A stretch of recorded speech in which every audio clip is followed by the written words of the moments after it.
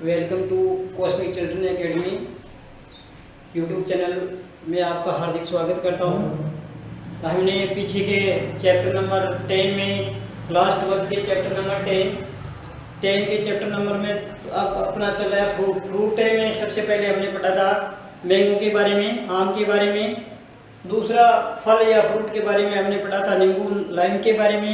आज हम पढ़ने जा रहे हैं ऑरेंज यानी संतरे के बारे में। हमारा जो फ्रूट प्रोडक्ट्स में जो फ्रूट है वो तीसरा फ्रूट है हमारा संतरा।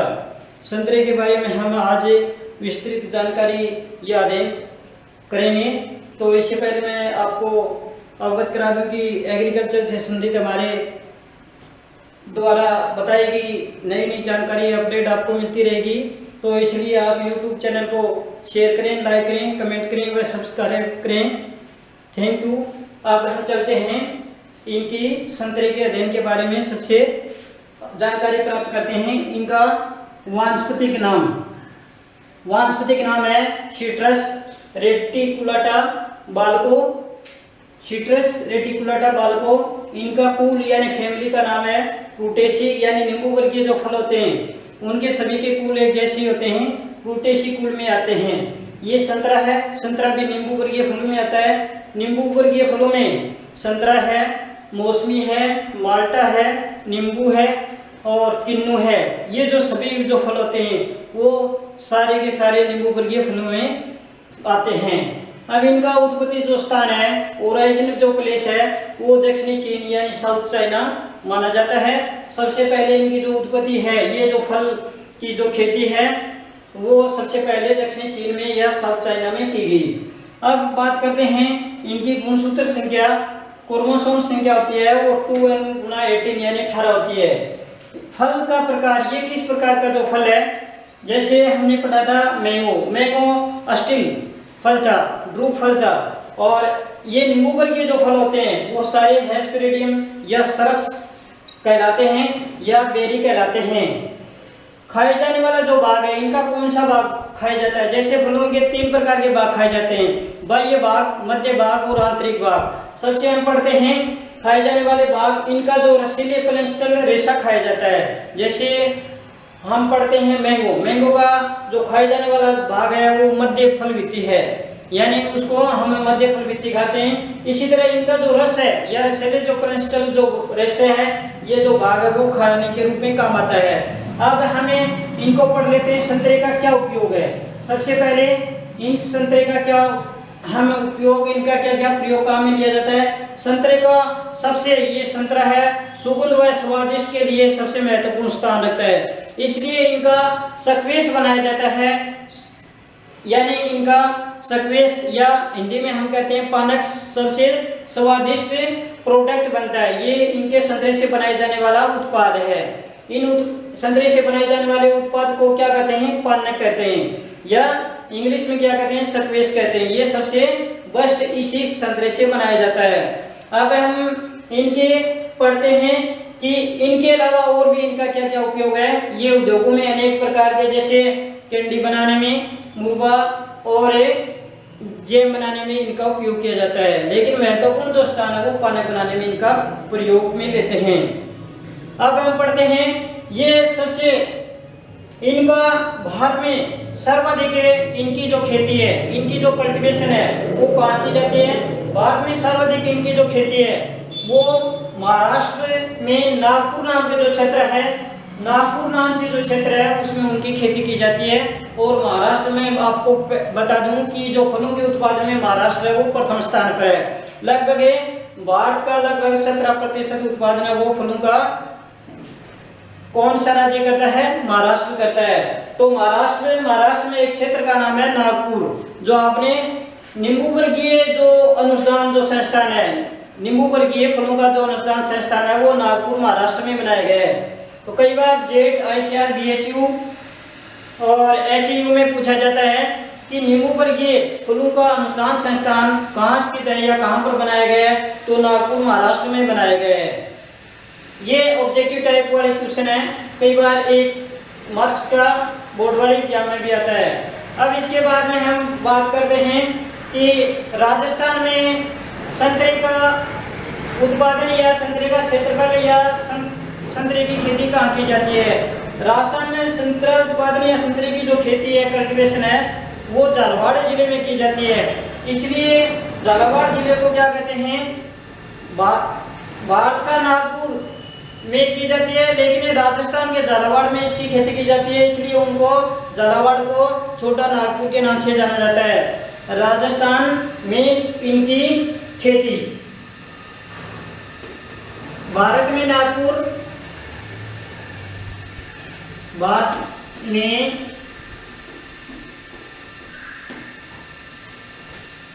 संतरे का उत्पादन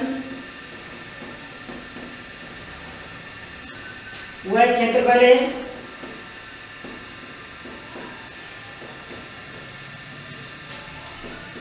नागपुर, महाराष्ट्र।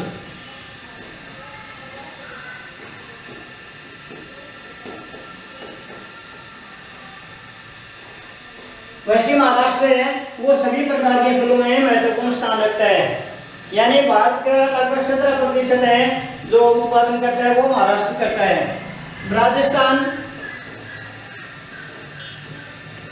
राजस्थान में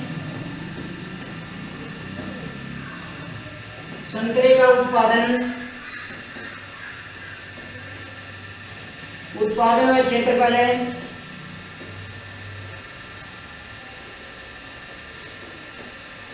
झालावाड़ जिला।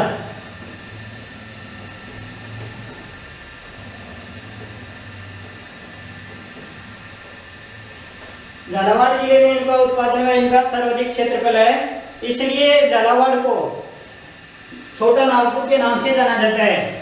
अब कई बार BHU, आइशिया, जेट में पूछा जाता है कि छोटा नागपुर के नाम से कौन सा स्थान जाना जाता है, तो छोटा नागपुर के नाम से झालावाड़ जिला जाना जाता है।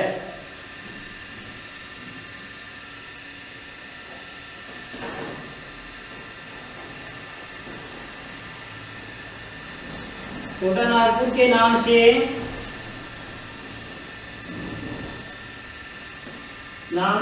झालावाड़ जिला जाना जाता है।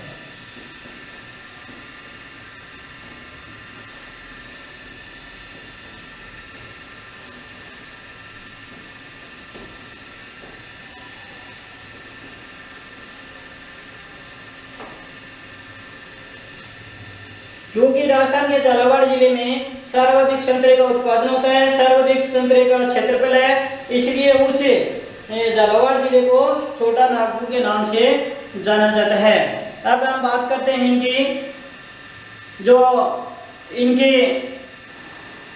हम बात करेंगे इनके लिए, इनकी खेती के लिए, कल्टीवेशन के लिए किस प्रकार की भूमि होनी चाहिए, किस प्रकार की जलवायु होना चाहिए और किस प्रकार के लिए इनको टेम्परेचर यानी तापमान होना चाहिए, उनके बारे में अध्ययन करेंगे।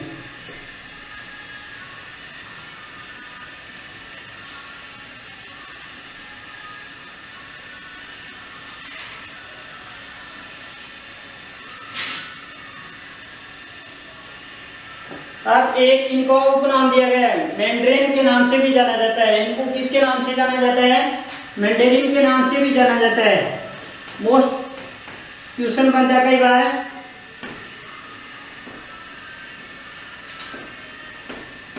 मैंडेरिन के नाम से भी जाना जाता है।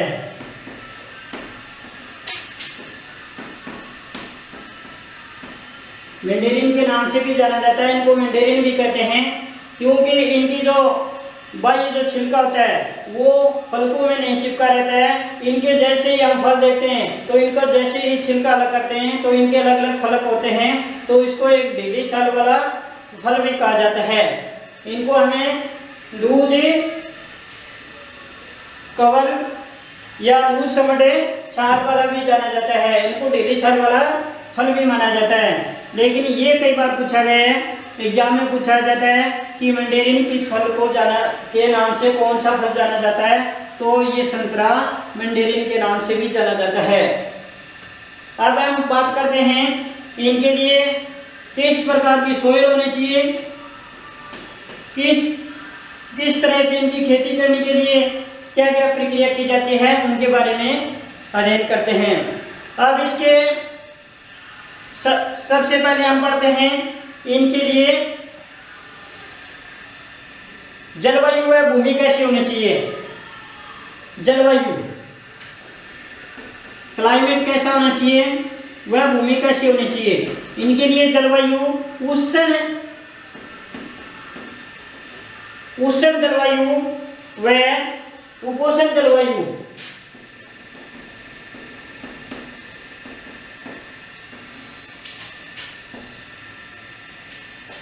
उष्ण व उपोष्ण जलवायु दोनों जलवायु उनके लिए उपयुक्त माना जाता है।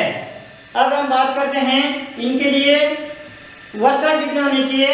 वर्षा की जो मात्रा है इनके लिए 70 सेंटीमीटर से लेकर के और 100 सेंटीमीटर वर्षा वाले क्षेत्रों में ये इनकी खेती की जाती है। वर्षा वाले क्षेत्रों में इनकी खेती की जाती है।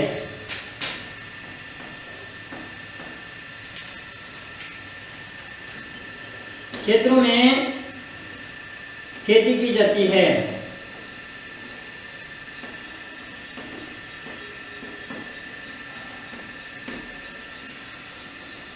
अब भूमि कैसी होनी चाहिए इनके लिए।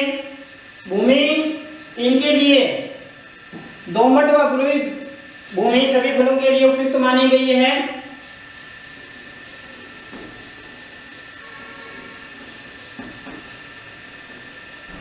दोमट व बलुई मृदा उपयुक्त रहती है।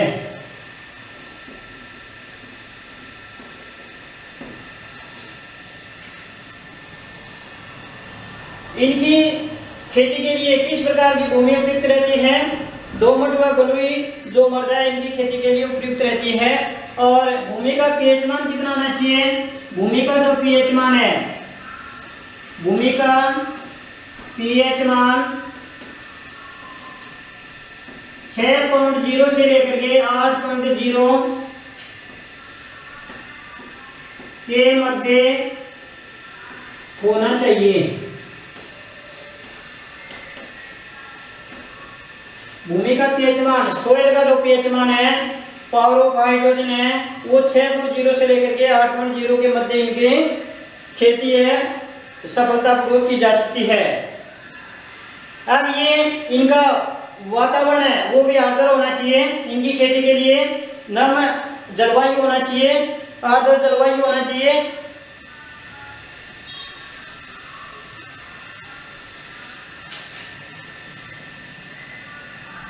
नम व आर्द्र जलवायु, नम व आर्द्र जलवायु उपयुक्त रहता है। जलवायु अच्छा माना गया है।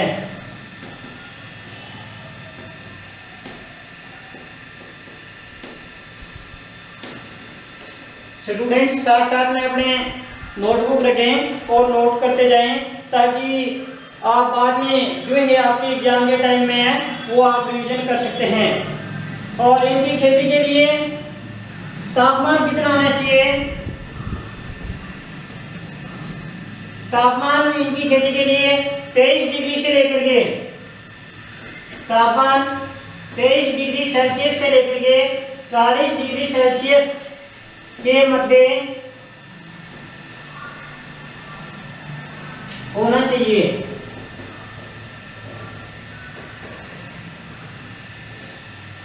संतरे की खेती के लिए जो टेम्परेचर है, जो तापमान है 23 डिग्री सेल्सियस से लेकर के 40 डिग्री के मध्य उपयुक्त माना गया है। अब इसके लिए सबसे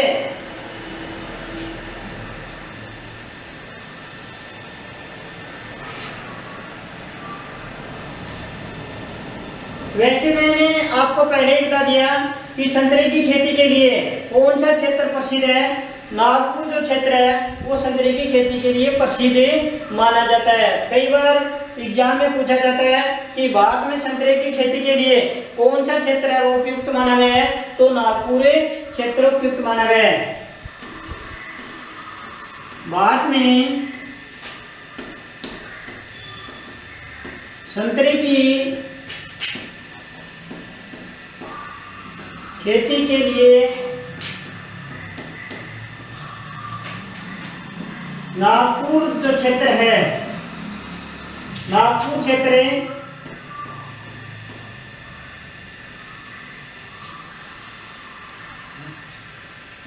प्रसिद्ध माना जाता है, प्रसिद्ध है। सर्वाधिक भारत में संतरे की जो खेती है जो नागपुर क्षेत्र में की जाती है, इसलिए वहां का जो नागपुर क्षेत्र है वो भारत में प्रसिद्ध माना जाता है। और वहीं से नागपुर क्षेत्र में जो इनकी वैरायटी निकाली गई है वो नागपुर से निकाली गई है। तो अगर कई बार एग्जाम में पूछा जाता है कि संतरे की कौन सी किस्म है विश्व प्रसिद्ध है, तो जो नागपुर जो किस्म है जो संतरे की विश्व प्रसिद्ध है, नागपुर नाम से एक इनकी वैरायटी भी निकाली गई है जो विश्व प्रसिद्ध मानी जाती है। सर्वाधिक सभी किस्मों में, संतरे की सभी किस्मों में जो नागपुर जो किस्म है वो सबसे प्रसिद्ध मानी जाती है। वैसे हम बात करते हैं अब इनके लिए जो भूमि के बारे में, तापमान के बारे में हम चर्चा कर रहे थे कि तापमान इतना 23 डिग्री सेल्सियस से लेकर के 40 डिग्री के मध्य होना चाहिए। भूमि है वो कंकरीली, कठोर एवं कंकड़ युक्त नहीं होनी चाहिए और लगभग 2 मीटर गहराई में कंकड़, पत्थर व कंक्रीट रहित भूमि होनी चाहिए।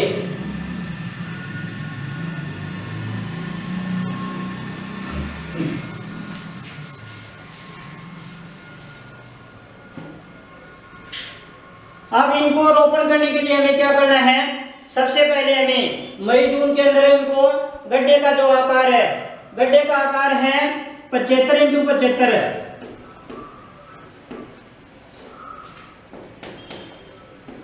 गड्ढे का जो आकार है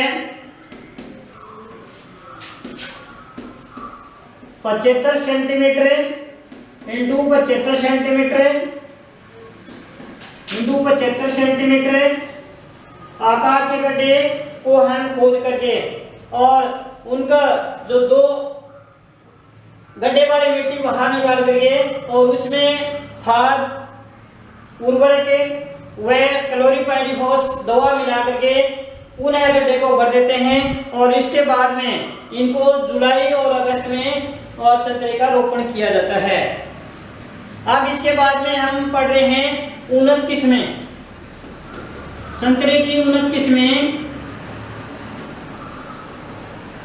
संतरे की उन्नत किस्में, संतरे की उन्नत किस्में, संतरे की उन्नत किस्में कौन कौन सी है इसके बारे में हम पढ़ रहे हैं। सबसे भारत में उगाए जाने वाले किस्में, सबसे नागपुर किस्म,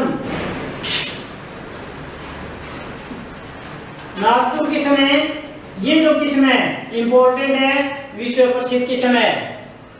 ये जो नागपुर जो किस्म है संतरे की वो विश्व प्रसिद्ध मानी गई है। इसके बाद में अन्य और भी किस्में हैं जैसे खासी संतरा है, खासी संतरा, कुर्ग संतरा, कुर्ग संतरा, दार्जिलिंग संतरा,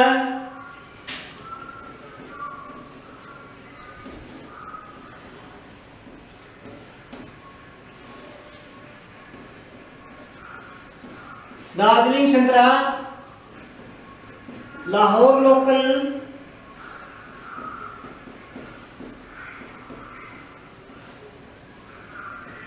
आदि ये भी संतरे की किस्में हैं। वैसे विश्व प्रसिद्ध संतरे की किस्म तो नागपुर है, इसके बाद में खासी संतरा है, कुर्ग संतरा है, दार्जिलिंग संतरा है, लाहौर लोकल, ये भी किसकी किस्में हैं, संतरे की किस्में हैं। इसके अलावा और एक और किस्में निकाली गई है जैसे किंग गुना, किंग गुना, विलोलिफ के संकरण से से संकरण से किन्नू किस्म निकाली गई है, जिसको हम किन्नू भी कहते हैं। किन्नू किस्म निकाली गई है। किन्नू किसका संकरण है? किंग गुणा विलोलिप का संकरण है। किंग गुणा विलोलिप संकरण से किन्नू किस्म निकाली गई है, जो भारत के पंजाब का जो क्षेत्र है उसमें प्रसिद्ध है। तो कई बार पूछा जाता है कि किन्नू की खेती कौन से भारत में कौन से क्षेत्र में की जाती है, तो किन्नू की जो खेती है वो भारत के पंजाब क्षेत्र में की जाती है। सर्वाधिक किन्नू की खेती पंजाब में की जाती है। अगर हम बात करें राजस्थान में किन्नू की खेती है, सर्वाधिक खेती श्री गंगानगर व हनुमानगढ़ में की जाती है। किन्नू के जो बाग है वो सर्वाधिक बाग है श्री गंगानगर व हनुमानगढ़ में है। श्री गंगानगर व हनुमानगढ़ में सर्वाधिक फल होने के कारण बागान वाला जिला कहलाता है। बागान वाला जिला कौन सा कहलाता है? गंगानगर जिला। राजस्थान से कौन सा जिला बागान वाला जिला कहलाता है? तो गंगानगर जिला कहलाता है। किन्नू की खेती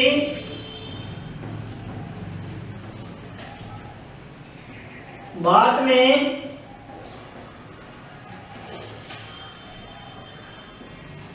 पंजाब राज्य में की जाती है।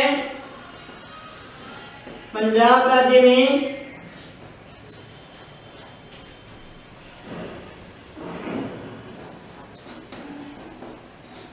की जाती है।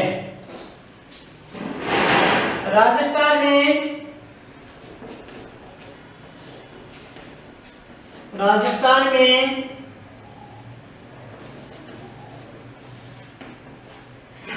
किन्नू की खेती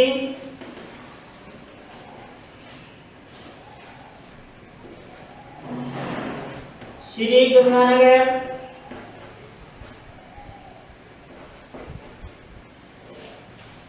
व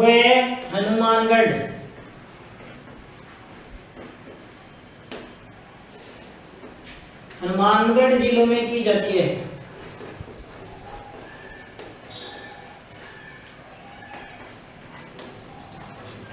अब कई बार जेट में, आईसीआर में, बीएचयू में पूछा गया है, एग्रीकल्चर कॉम्पिटिटिव एग्जाम में पूछा गया है कि श्री गंगानगर व हनुमानगढ़ जिलों में कौन से फलों की खेती की जाती है? तो किन्नू फलों की खेती की जाती है। मैं बता दूं कि श्री गंगानगर व हनुमानगढ़ में और भी फलों की खेती होती है, जैसे नींबू वर्गीय फलों की सर्वाधिक खेती होती है, अंगूर की सर्वाधिक खेती होती है और किन्नू मौसमी माल्टा की सर्वाधिक खेती होती है। इसलिए राजस्थान का सर्वाधिक संपन्न जिला एवं बागानों वाला जो जिला है वो श्री गंगानगर जिला कहलाता है।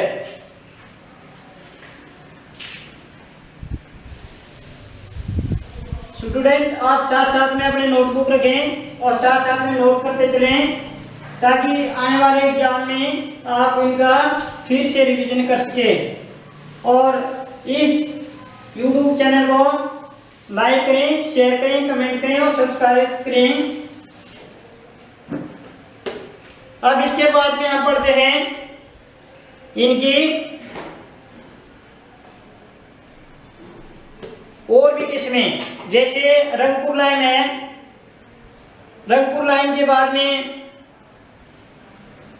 मौसमी है, ब्लेड रेड है, पाइनएप्पल है और सामोंती है। ये भी अन्य इनकी किस्में हैं। खाद एवं जो उर्वरक है इनकी, खाद एवं उर्वरक है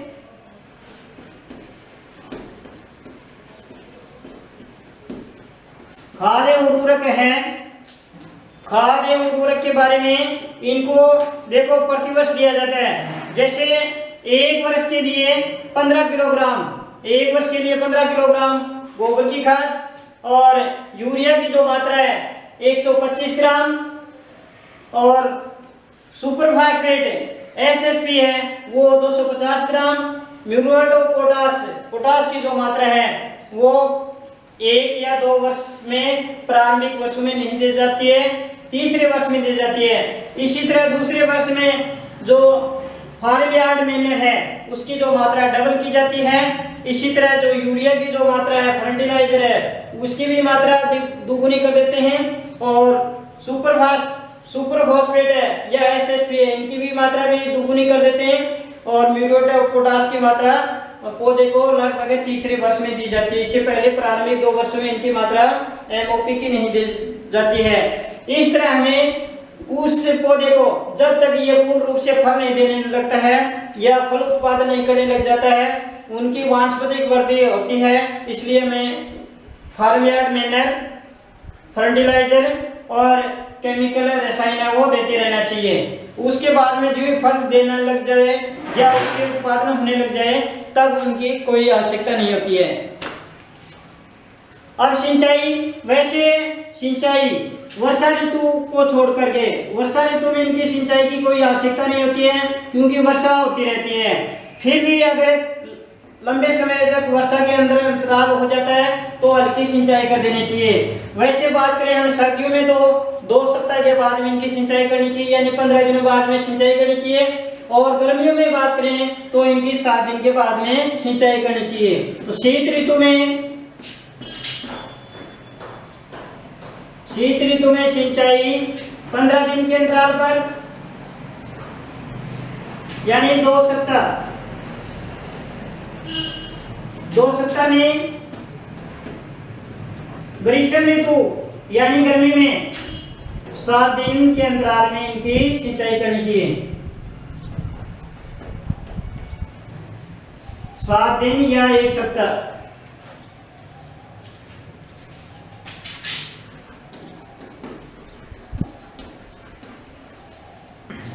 सिंचाई करनी चाहिए और अत्यधिक मात्रा में भी सिंचाई नहीं करनी चाहिए क्योंकि अगर इनके अंतर्गत जो फिर जल निकास, वाटर ड्रेनेज की भी व्यवस्था होनी चाहिए, पानी भरा नहीं रहना चाहिए।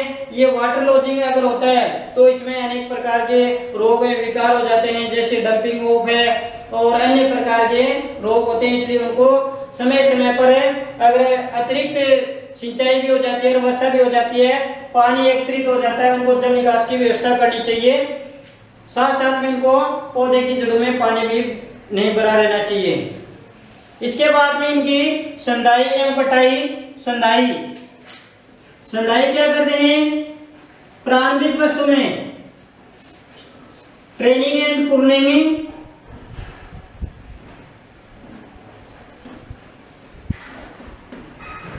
संधाई प्रारंभिक वर्षों में क्या करते हैं? इनको नियमित आकार देने के लिए या इनकी वृद्धि करने के लिए जो नीचे की जो टहनी होती है, जो शाखाएं होती है, उनको अलग हटाते रहते हैं। जो ही ये वृद्धि करने लग जाता है, बड़ा हो जाता है, उसके बाद में जो नीचे की जो टहनियां हैं, शाखाएं, वो नहीं काटते हैं और जो वृद्धि करने के बाद में अनियमित जो आकार की जो शाखाएं हो जाती है या टहनियां हो जाती है या रोगग्रस्त जो टहनियां हैं या आपस में टकराती हुई या आपस में रगड़ खाती हुई जो टहनियां हैं, उसको बीच बीच में से हटा देनी चाहिए ताकि वो पौधा अपने नियमित वृद्धि कर सके, फूल फल अधिक दे सके और उससे उत्पादन भी अधिक होता रहेगा। इसलिए उनकी ट्रेनिंग एंड प्रूनिंग भी करनी चाहिए समय समय पर। अब इसके बाद में इनको पौध संरक्षण यानी पौधों को किस तरह से उनको बचाना चाहिए, क्योंकि पौध संरक्षण आवश्यक है। बाग होता है, बाग लंबे समय के लिए दीर्घकालीन एक योजना होती है। इस दीर्घकालीन योजना के लिए और उसको बाग में योजनाबंद के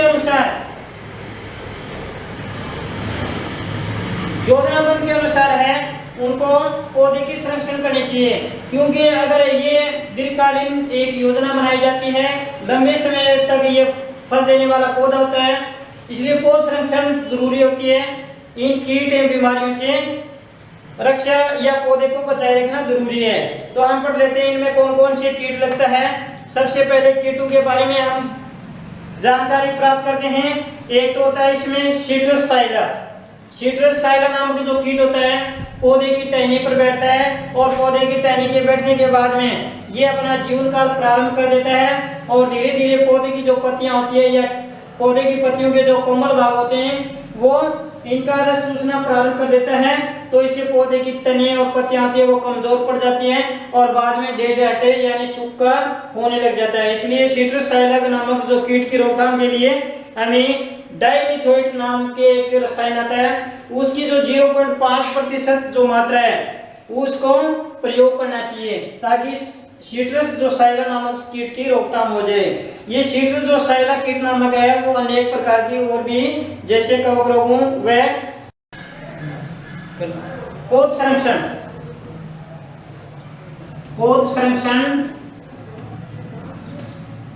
संरक्षण का अर्थ होता है पौधे को बचाए रखना, किससे, रोग एवं बीमारी व कीटों से बचाना ही पौध संरक्षण कहलाता है।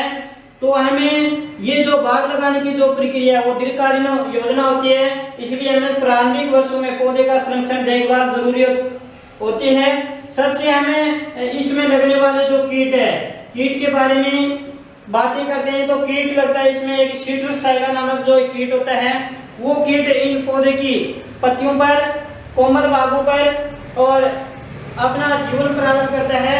धीरे धीरे ये बैठ करके पौधे की पत्तियों व उनको रस चूस करके पौधे की कमजोर कर देता है वृद्धि। इनकी रोकथाम के लिए हम क्या करेंगे, डाइमिथोएट एक रसायन होता है, यानी डाइमिथोएट 0.5% का इनका लगभग 600 लेकर के 800 लीटर पानी में घोल बनाकर इनका छिड़काव करना चाहिए। 600 से लेकर के 800 लीटर पानी में, और इनकी जो मात्रा है 0.5 जो प्रतिशत है वो लेकर के समय समय पर छिड़काव करता रहना चाहिए। अब इसके बाद में दूसरा जो कीट है वो छाल भक्षक कीट है, सिट्रस साइला।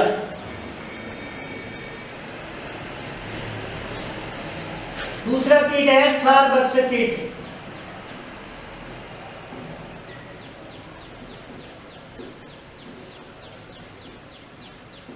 छाल भक्षक कीट है, ये भी एक कीट क्या करता है, ये पत्तियों पर बैठता है, पत्तियों का रस या कोमल भाग जो होता है उनको नष्ट कर देता है।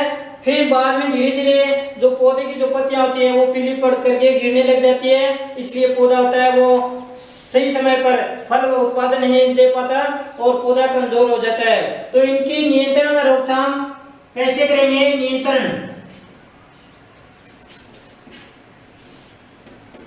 इनका जो नियंत्रण है वो हमें सबसे पहले इनमें पौधशाला की जो मिट्टी होती है, पौधशाला की जो मिट्टी है उनको ड्रेनेज करेंगे, यानी रसायन से हम उनको मंजित करेंगे, और मंजित करने के बाद में मृदा जनित रोग से होने वाला है ये मृदा में उत्पन्न होता है, इसे लिए हमें इस मिट्टी को उपचारित करेंगे और फिर उसको बाग लगाएंगे। अब इसके बाद में इनकी व्याधियां यानी होने वाली बीमारी जैसे कवक के द्वारा, विषाणु के द्वारा और जीवाणु के द्वारा।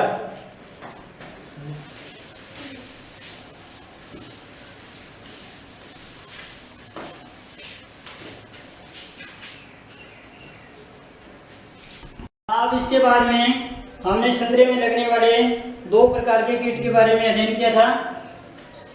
तो सिट्रस साइला नामक कीट होता है वो भी कई प्रकार के रोगों को उत्पन्न करता है, और छाल भक्षक जो कीट होता है वो भी पौधे को प्रभावित करता है।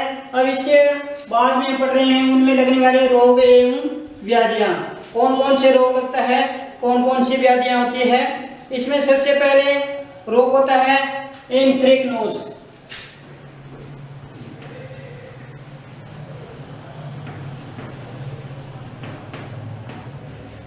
एंथ्रेक नामक रोग होता है। एंथ्रेक नामक रोग किसके द्वारा होता है, ये कवक के द्वारा होता है या फंगी के द्वारा होता है। कवक के द्वारा होने वाला रोग है, द्वारा होने वाला रोग है, कवक के द्वारा होने वाला रोग कौन सा है, एंथ्रेक्नोज है। अब इनके हमें कैसे नियंत्रण उपचार करेंगे, स्ट्रेप्टोसाइक्लिन नामक है जो रसायन का उपयोग करके 500 लीटर पानी में 0.1% जो मात्रा है स्ट्रेप्टोसाइक्लिन नामक की घोल बना करके उनको छिड़काव करेंगे ताकि इनके एंथ्रेक्नोज जो नामक रोग है उनकी रोकथाम हो जाए। इसके बाद में जो दूसरा जो रोग है उससे ग्रीनिंग रोग,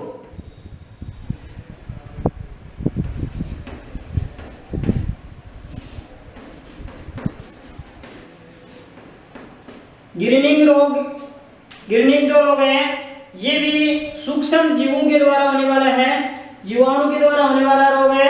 इसके अंतर्गत क्या होता है, पौधा बिल्कुल फल व फल देता नहीं है और बिल्कुल हरित मानता है, यानी हरा रहता है हमेशा के लिए, फल व फूल लगते नहीं है।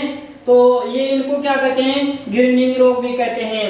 ये रोग हरित मान्यता रोग पैदा करता है, जिसमें पौधा बिल्कुल हरा भरा रहता है लेकिन फूल व फल नहीं आते हैं।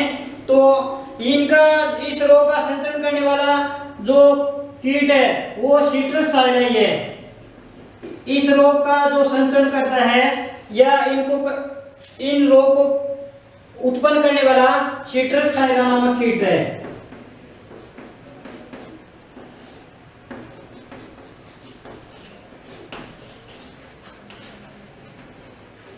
अब कई बार एग्जाम में पूछा गया है, तो गिवनिंग रोग किसके द्वारा होने वाला है, सिट्रस साइला नामक कीट के द्वारा होने वाला रोग होता है।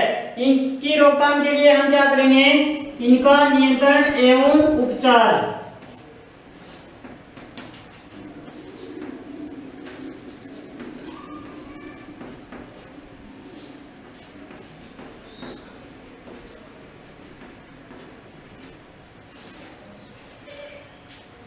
टेट्रासाइक्लिन 0.1% का छिड़काव करेंगे।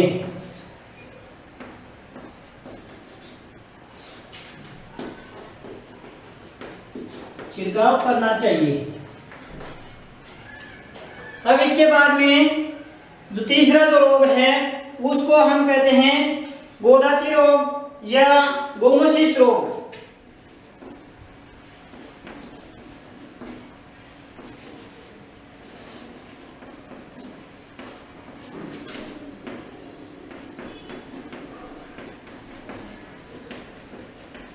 गोदाती रोग या गोमोसिस रोग होता है, उसके अंदर क्या होता है, पौधे की जो तना होता है, जो छाल होती है, उसमें गूंद जैसा जो पदार्थ है निकलता रहता है, इसलिए उसको गोदाती रोग या गोमोसिस रोग भी कहते हैं। तने के जो नीचे का जो भाग होता है या जो शाखाएं होती है उसमें गूंद जैसा और पदार्थ निकलता रहता है, जिसके कारण उसको गोदाती रोग या गोमोसिस रोग भी कहते हैं। इसको हम क्या करेंगे, इनके लिए एक तो अपने पौधे में जल निकास की व्यवस्था करेंगे, बाग में पानी भरा नहीं रहना चाहिए और जो ही अधिक पानी भरता है तो उसको जल निकास की व्यवस्था होनी चाहिए। इसके बाद में समय समय पर क्या करना है, उनको ऐसे गोमोसिस नहीं होने वाले ऐसी किस्मों को वहां लगाएंगे ताकि इस रोग का आक्रमण न हो। ऐसी इनके प्रतिरोधी किस्में भी लगा सकते हैं। अब इसके बाद में जो चौथा रोग है ट्रिस्टेंजा।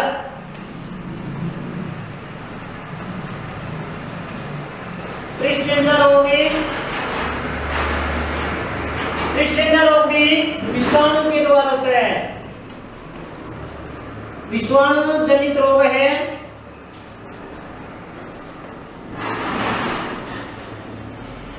विषाणु जनित रोग है।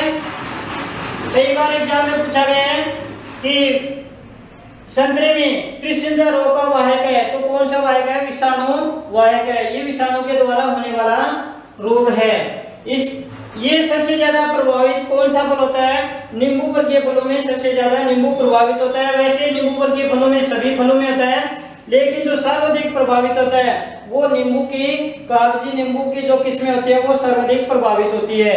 ये तो हमने पढ़ रहे थे रोग एवं व्याधि व उनमें प्रमुख लगने वाले कीटों के बारे में जानकारी प्राप्त की।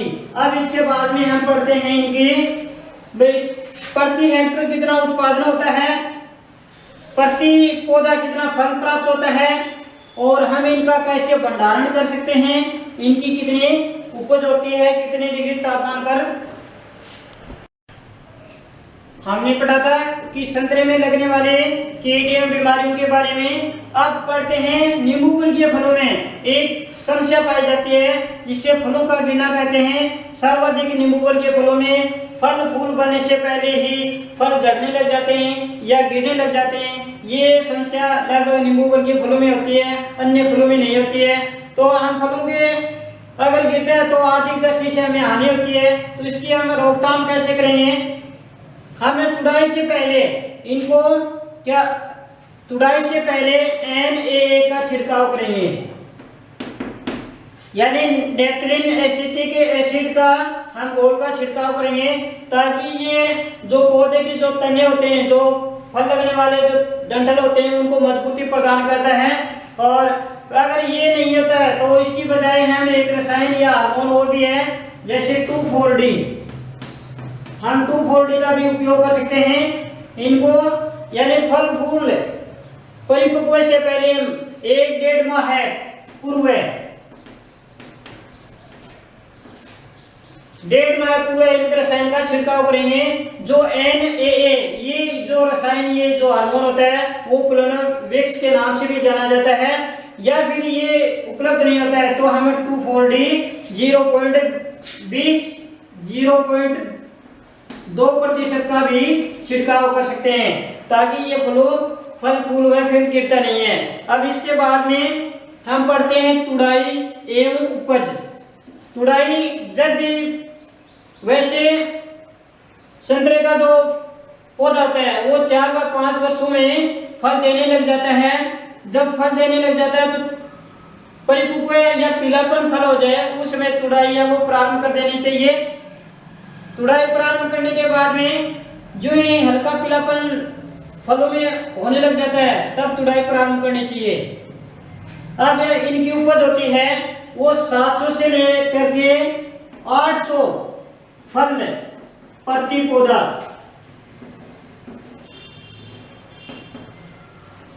प्रति पौधा उपज होती है। यह हम बात करें तो 70 से लेकर के 80 जो किलोग्राम है वो प्रति पौधा फल प्राप्त होता है।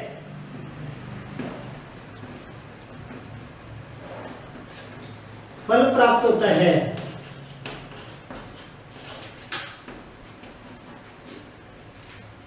अब हम इनको किस तरह से भंडारण कर सकते हैं? लगभग इनको 5 से 6 डिग्री भंडारण